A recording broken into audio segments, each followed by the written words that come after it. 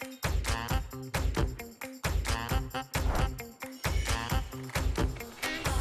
everybody, and welcome to this week's episode of Fucking Easy Food Prep. We do it every week. So I used to say New Strength Sugar Babes, doing the interviews with the clients. She's naked. I'm She looks naked. I'm not naked. Yeah, it looks like you're naked. Well, we just had a bit of an epic fail, didn't we? We tried to Another one. Oh God! But you know what? You never know if you don't try, right? Like, We have a butterscotch self-sauce pudding in the oven. which we just don't know whether it's going to work or not. So we sort of canned that one, and we're on to the. Wasn't our best working. No, but you never know. We might surprise ourselves, and it might right. actually turn out good. So hope everyone's been having a good week and prepping their food and, you know, being consistent and training. Consistency, darling, isn't it? It is. You know, I think we'll talk about that. Let's just get into it. So today so we talk for fucking hours on that. Today we're making chicken, leek and mushroom pie with pastry-less. So this is sort of similar to the fish pie, but with chicken. So we've got one leek diced, a cup of cooked mushrooms, 100 grams of Parmesan cheese, garlic, 2 cups of milk, a bit of coconut oil for cooking, about 1 kilo of chicken breast chopped. That's 1 kilo of raw potatoes cooked and then mashed. And then we've got some butter, 30 grams and 30 grams of rice flour to thicken the sauce. So first of all, what we're going to do is just brown off the leeks and the garlic. And then we're going to brown off the chicken. So I'll just pour a touch of coconut oil in there. There we go. And The induction. yeah, God, I hate the induction. Every time. My dad loves it. I think just maybe 2 teaspoons of garlic would be good, do you think? Good to see your parents today too. Yeah, they came over, didn't they, Mum and Dad? Had a bit of a chin wag. Yeah. I'm going to be training Kitty's mum Yeah. in the home gym. She's Bless her. been putting it off for like... Only about 3 months. Yeah. They go caravanning a lot. Oh, they love their caravan, don't they? Yeah. Oh, they're so funny. But she's good though. She's been having the gelatin, the new gel, so she's really notices that her joints are less achy and her skin's better and her nails are better. It's just amazing stuff, the old gelatin. Yeah. Love that stuff. So we're just going to brown the leeks off, just cook them down. Oh, it smells good, doesn't it? Smells good already. It's the garlic stuff. Oh, it's so yummy. So yummy. It's interesting, isn't it? Like we, you know, because we've got over 500 women, 550, I think, in the program now, and it's,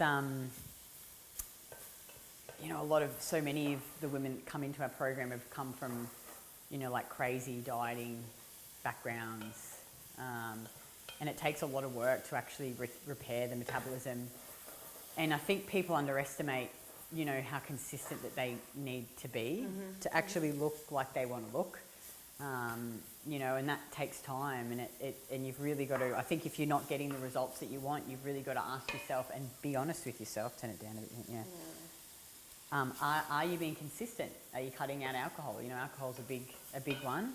I think once you're at your goal weight, or goal body fat, I should say, then there's no problems have a few drinks every now and then. That's not going to hurt you. But I think when you're actually trying to, or sort out any hormonal issues, and a lot of women come into our program with hormonal issues, and if, you know, alcohol just exacerbates estrogen, and it's really, if you can give your body a break, it really Even will. 1 or 2 drinks. Like some ladies say, you know, oh, well, I used to drink a bottle of wine a day, you know, but now I only drink a bottle a week. It's still, like, just stop completely. Yeah. Just stop. Any alcohol consumption is going to slow your progress. Totally. And I think too, if you can prove to yourself, and well, not so much prove, but once you get off it for a certain period of time, then you don't need it anymore. So you only have it occasionally when you actually really want to have 1 or 2 drinks, rather than going, I have to have a drink. Yeah.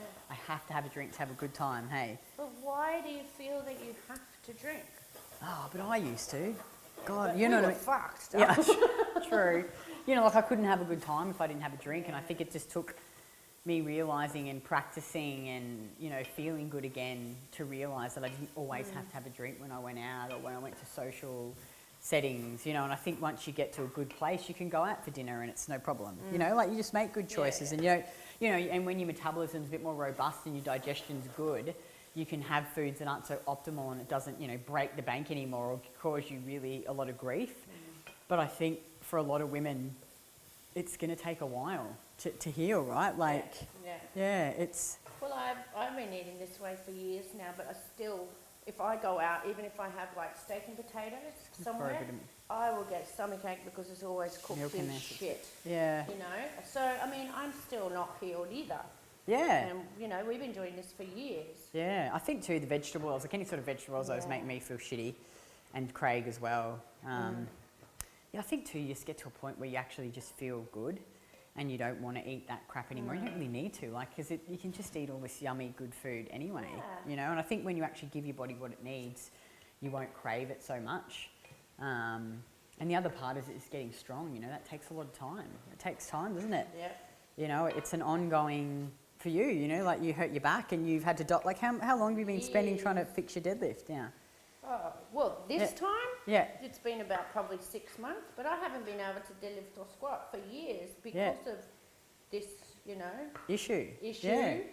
But you know what? I never fucking gave up. I just keep trying. Yeah. And I think this time it's like, we're getting there. We got up to 60. Yeah. And that's the most you've deadlifted without 60 pain. with no pain. Which is incredible. About 2 years, I reckon. Yeah, wow. Yeah. That's amazing. And see, if you'd given up, you know, and you've always maintained how you look or your level of body fat, because Mel's just ultra consistent with her food. 100%, you know, every fucking day. And I think you've got to ask yourself, like, and I used to be like this too, is I tried to keep drinking, tried to not be consistent with my food, and tried every way around it to look and feel better, but there is just no way around it. When you look at people who are in really good shape, who actually, you know, like follow our methodology, I guess, because there's lots of fitness models that eat fuck all and do heaps of training and they just feel like dog shit. Yeah. But if you, to actually get to a position where, you know, you look like you want to look and you feel good, you have to be consistent, like that's just what it is. And if you're not willing to do that, then you have to go, well, I'm just willing with the slow results or to look how I want to look. So you've got to, I think, just be happy in yourself, you know? Because like, again, we're not about getting to 10% body fat, but really you're the only one who can change it if you're not happy with where you are. Yeah. It's interesting, like, oh, so that's pretty brown now, so we'll put that here, I'll get a bowl. Put that into a bowl. Now we're going to do the chicken. Oh, here, do you want the tea towel? Yeah. You're right, here. Just put that over. Now we're going to brown off the chicken. Sorry. Just put the leek in your crotch there.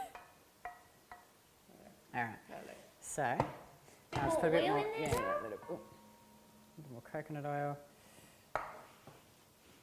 It smells so yummy. Put that to the side. Yeah, you know, I tried that for years too. Like, remember, I wasn't consistent for years. And then when I started being 100% consistent, like even after, I think it was a month, I said to you, you were like, wow, it's like this consistency thing works. Yeah, and I think you've got to shift your mindset about tracking. Like I remember, I don't know, it was 2 or 3 years ago, or 2 years ago maybe, just before I started training back with Maddie again, and I was just not being consistent. I was drinking too much, and I was probably sitting close to 30% body fat, and I just didn't feel happy in my skin, but I wasn't doing the things I needed to do. And I kept telling myself this story that tracking my food to get to where I wanted to be was restriction. But in reality, I wasn't restricting myself, because I was cutting my calories down to 1,500. You know, I was still eating like 2,400 calories, but I had to be consistent and hit the macros and cut the alcohol out. And over a 9-month period, just doing that, I got to where I wanted to be, and now it's much easier to maintain it. And I still go through periods where I track or don't track, but I'm mindful. When I say I'm mindful, I don't go and, you know, like eat 10 donuts or drink 10 bottles of wine, or, you know, I make good choices around food, and I understand, you know, like how much protein is in things and carbs and fat. You know, I think you've got to get out of your head that it's restriction, it's tracking so that you can feel good and sleep well and have good energy and feel good in your skin. I find it's freedom. I think so too. Yeah, because the thing is, you went through a long period of time where you didn't track and you maintain your weight, but you could eyeball portion sizes, you know, you could, and whereas I think if you don't do it initially and get discipline and understand foods and understand portion sizes and what your body needs, you never know. You're never going to know. You're always going to be flying by the seat of your pants. And just for some of you, it's going to take a lot longer. Yeah. But I always say to people, I'm like, what other choice do you have? Yeah. Go back to doing all the dumb shit that you did before, you know? And fucking your body even more. Yeah. Yeah. And cutting carbs and cutting dairy and cutting sugar, and you'll just end up craving it. But are you going to be doing that forever? Are you going to be fucking 60 and be like, you know, well, I'm going to restrict today. Oh, shit, I'm going to binge. You know? It's an awful feeling. Like I was doing the episode of Kate today, and we were just chatting about that too, and you know how we used to be just so consumed by food, and it's all we ever thought about was food. So we were either restricting or we were binge eating, you know, and it's just an awful place to be. Yeah. Hey. It's a horrible cycle. Just going to keep browning that. Yeah, browning that chicken. Real food. We eat sweets. We eat cheese. How fucking good is cheese? Oh God, I love cheese. We never used to eat cheese. So you can't eat cheese. I know, it's too much sugar. Yeah, eat sugar in the dairy, you know, like fuck. I wouldn't even drink milk. Gee, we get a lot of sugar hate things at the moment on the ads, on the sugar haters, and it's like, oh fuck. I feel like I'm constantly fucking replying to shit. You know, people are just... Don't eat sugar, eat sweetener. But have you seen what's in them fucking sweeteners? Oh God, I know. It's like, I would put that shit in my body. Yeah, it's like, of course don't eat 10 cups of white sugar because it's just energy devoid of nutrients, but have fruit, have juice, you know, have sugar in your coffee, have sugar from dairy, simple sugars from dairy. Have fudge! Yeah. God, we love our fudge, don't we? We love our fudge! I'm just going to, while you do that, grease this pan. Let me just get some butter. So I've just got a pan over here, like a dish, a baking dish. I'm just going to grease that. Chicken casserole. Yeah, I think this is going to be yummy. This is going to be lunch. Yeah. I don't bring food down here anymore. Well, we do the fucking easy food prep. Well, you would have been having caramel pudding for dessert. Maybe. See how it turns out. Anyway. Yeah, you know, it's just the discipline, I think, too, and telling yourself, you know, like, I always think, well, I don't want to be in pain. I don't want to feel pain. I'd rather put the work in and the effort into being better and doing the things. And even if it's hard, where did I put the lid? I'd rather do that than continually stay trapped in this, I hate my body, I hate myself. You know, like that it's exhausting, you know? It's so exhausting. And yeah, anything in life that's worthwhile takes work, doesn't it? Oh, fuck yeah. It's like... Nothing rewarding. It's easy. No. But it pays off. Hey, like how much do you understand now about food? Like is it really easy for you now? Even with the training now, look how much I've learnt with the training. Oh, I know, it's crazy. At first I was like, oh my God, this is so hard. And I was like, fuck, I'm not smart enough to do this. And it's all so hard and overwhelming and blah, blah. And now it's like, wow, give me more. Yeah. Give me more. I think you've just got to attack things in baby steps too, you know. It's like you can't expect that you're going to learn everything in one go. Yeah, you know, like it's a new skill. It's you just got to take it off in bite-sized pieces and do the best that you can and have a crack. And if you don't succeed at first, keep trying because failure is your best teacher. It absolutely will teach you, you know, and the more and more you do it, the better and better you'll become at it. And if you just chip away and you make your standard of success action, regardless, and do the best that you can, every time you do it, you'll get better, you know, because persistence will always win. Hey, Mel. I'm very persistent. She's very, very persistent, aren't you, Dal? Yeah. Oh, look, it's sort of like bubbling away. Maybe it will work. Can you see it? Gee, it smells good, eh? Wow. Oh, maybe it will. There you go.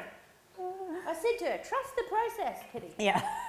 Trust Okay. the recipe. The chicken's just about browned off now, so we'll just we'll put that in this bowl. Quick, do your thing still. You need one of them oven mitts. Yeah, I know. Nikki, can you send us an oven mitt? Nikki's going to buy me a Thermomix from Aldi, she said. Woohoo! Because she bought us that good spatula. Yeah. Well, actually, she didn't say she would, but she said that there was a cheap one from Aldi, and I said, will you buy it for me? And so she said she will. Well, no, not really, but... Nikki, buy me the... Nikki, if you're watching this... I probably should have got a bigger bowl. Nikki, if you're watching this, you're buying me a Thermomix. Okay. So now we're going to put the butter in. We're going to make the... we're going to make the... like sauce, so that put that butter in over there now. This butter? Yeah. Where? Just melt it in there, yeah. Oh, I turned it off. So what we're going to do is melt the butter, add the flour and make the... Remember we were talking about this last time? It's not a roux. I think the roux is the butter and the flour, and then the slurry is with the slurry. when you add the milk in. You know what I think a slurry is? We do. Let me just put this away. So we're going to melt that. Look, this is good with the chicken juice. Oh, it'd be nice. It'd be flavoursome. Oh, do you know what we do need is some salt. Where's the salt? We might have a little stock here. Okay, so now we've done that, we're going to add the flour. Sorry, you mix the flour in. I'll just gradually, you mix it while because you don't want it to be lumpy.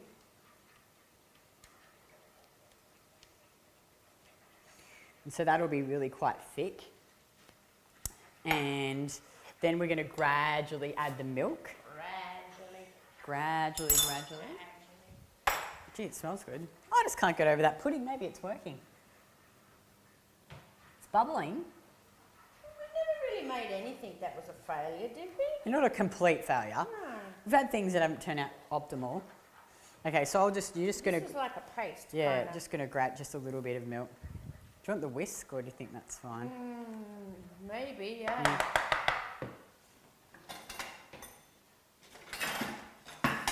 This might be a bit better. Fucking hair up. Yeah. It's mine. So bloody long. It's delivered out. So thick. It smells clean. Did you wash it? I did wash it. It started to get itchy. Yeah, so you just want to add the littlest bit of milk at a time, so otherwise it'll just go. Just turn it right down while we do this. Come on, sauce me up, baby. And then what we're going to do is just simmer that for a few minutes until it's like thickened up.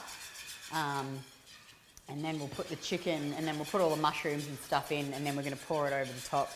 So yeah, it'll be see how it's a bit lumpy? That's yeah. the little bit. Oh, that's it. Oh, okay, sweet. I was like, oh, I put too much milk in too quickly.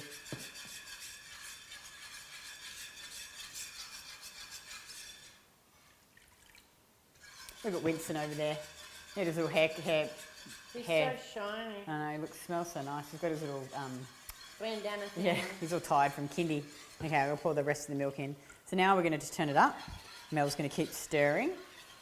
And we're going to bring it to the boil. Yeah, bring it to the boil. I'll put the chicken in. Righto. I'm going to put the chicken in here. It's really annoying when you put stuff on there, it beeps. The stupid induction. Oh, fuck. So we'll just spread that chicken out. And then, might actually just sprinkle the mushrooms over now. They Craig's mushrooms? Yeah. Did you ask? Well, no, because I made them, so... You see, the rubbish is not taken in. Yeah. I swear he does that deliberately. When you're coming down? He knows that I'll take it out. I only take it out so he doesn't get in trouble. Us boys have got to stick together. Now we'll sprinkle the Leek mixture. You know what you could even add to this would be nice would be bacon. Oh, yeah. Now this time I didn't actually do the breadcrumbs, but you can also make some, what do you call it, sourdough breadcrumbs. Oh, yeah. And you can add that into the cheese on the top, but I just couldn't be fucked this time. So basically what we're going to do is let this sauce thicken up. We're going to bring it to the boil. Keep stirring, Mel. Bring it to the boil. Let it boil just for a couple of minutes. And then we'll pour it all over here. Let's add some salt. Does it have to thicken a bit? Yeah, it has to thicken. We have to bring it to the boil. It's not to the boil yet. It's still quite cool. And then we're going to put the mashed potato on top. And then we're going to sprinkle the Parmesan cheese on and then just whack it in the oven for like 30 minutes until the cheese is nice and brown. Oh, it's going to be so good. Oh.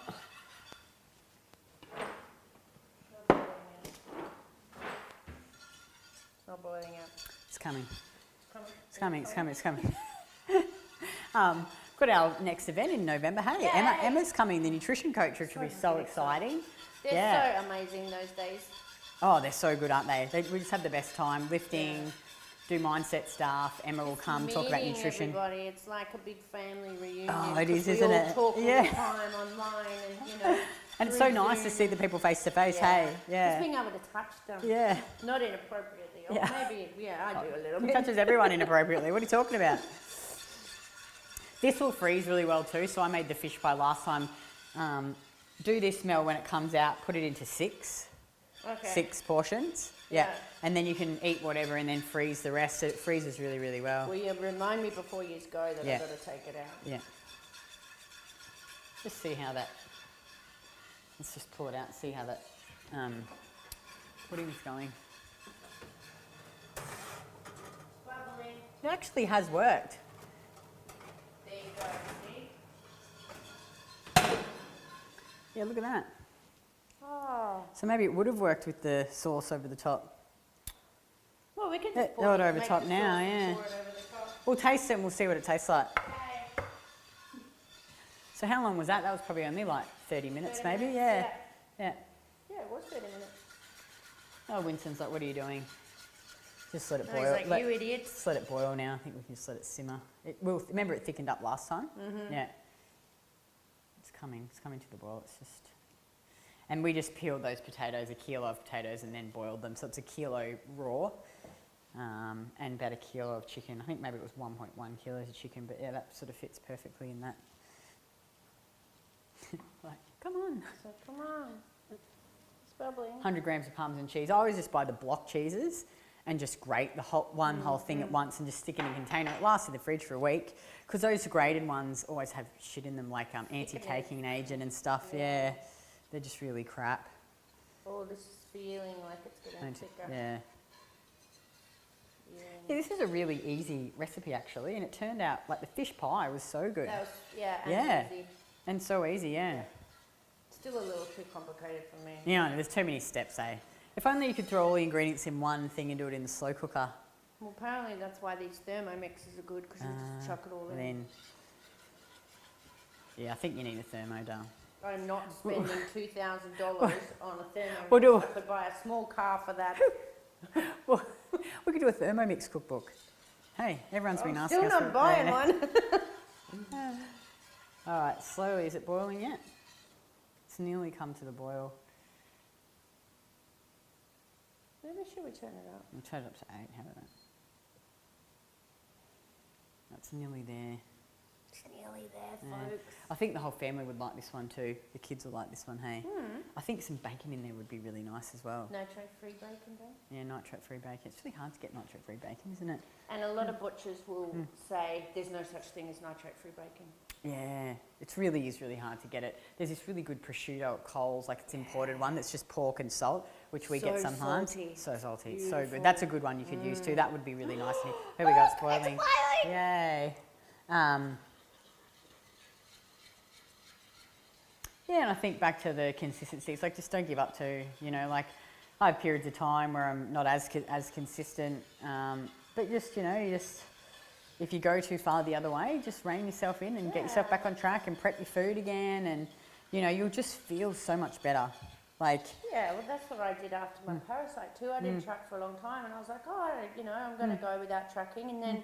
I could kind of feel my pants getting a bit tighter and stuff, and I was like, okay, so let's start tracking. Yeah, because it's a great tool to have, because you just set your calories, set your macros, be consistent. You can adjust up or down until you get to your goal again, and then you might not track again. Like it's a really good, a good tool and to have and to know, and to know that too, once you're in a good position, now to get leaner, I'd probably have to cut 100, 150, maybe 200 calories out of my diet, and I'd get leaner pretty quickly, because once you've got more muscle and your metabolism's good, you only have to have a slight calorie reduction and your body fat will come down, which is what we want. Like I can see now that you're training again, you're eating more and you're getting leaner, and that's the key to the training. Like you've got to get stronger, and you need to learn how to lift. And so I see so many of the women, the ones that's had the best transformations in our program, like Shan, we posted the other day. Yeah. God, she looks incredible, hey? She looks so good. Oh, fuck, you are so hot. I know, I messaged her and said, my God, you look hot. Okay, that's all thick now. Heaps of sex. Yeah. I said, your husband must be stoked. She's got that good new blonde haircut too. She just looks amazing. I was like, her ass. And she was like 100 kilos when she started, 100 kilos. And she's down to 75, I think, close to 75 now. And she looks amazing. So her deadlift, I think, she learned how to lift online too, trains in her home gym. Went from 75, now 125 kilos. So it's had good increases in that time. And she just looks amazing. Healthy. Oh, she looks beautiful. Her skin, she's got sun. Yeah. All right, so we're going to pour that into here. Now, I'll just pour it in.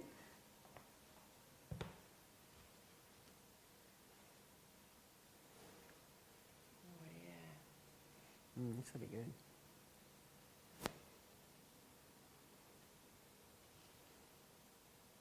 You could do like this sauce too. You know, like people used to have like potato bake and stuff like that. You know, you could just do one of these sauces and put over. Potato meal. Just push that on top.